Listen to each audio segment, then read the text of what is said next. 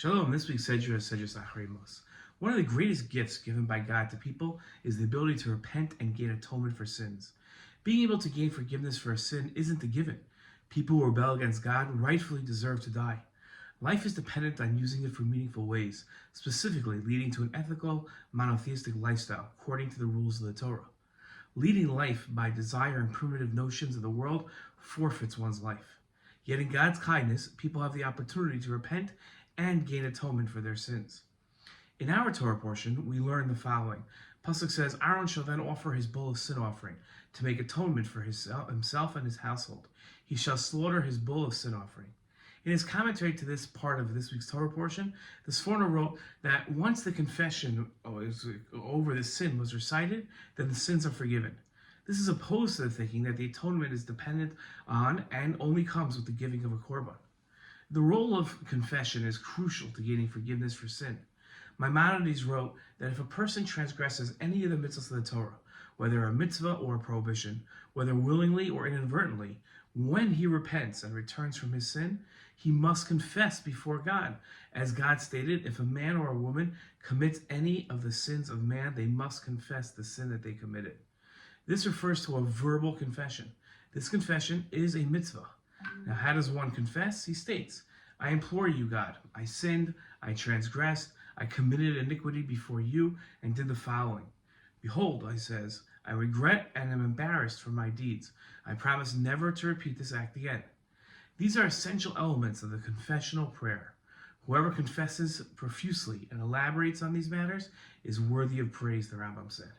The Rambam continued, and he said that those who bring sin offerings or guilt offerings must also confess their sins when they bring their sacrifices for their inadvertent or willful transgressions.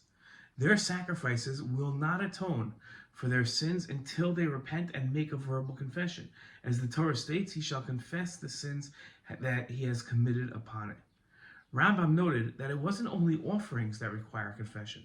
Similarly, he wrote, those obligated to be executed or lashed by the court do not attain atonement through their death or lashing unless they repent and confess. Similarly, someone who injures a colleague or damages his property does not attain atonement even though he pays him what he owes him until he confesses and makes a commitment never to do such a thing again, as implied by the pasuk, any of the sins of man. Rambam addressed our days when there is no Beit HaMikdash and no offerings. At present, he wrote, when there is no temple and there is no altar of atonement, there remains nothing else but tshuva. Tshuva atones for all sins.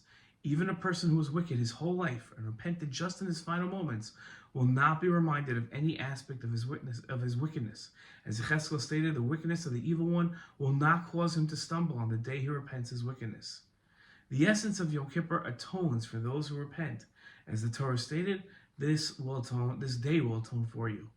While offerings are important and gain atonement for sin, the essence of gaining forgiveness is admitting that you've sinned and committing not to repeat those sins. This is how a person demonstrates they understand the importance of following the Torah and keeping away from sin. It is only then that a person shows that they value a Torah lifestyle and can earn forgiveness for their sins. Shabbat Shalom.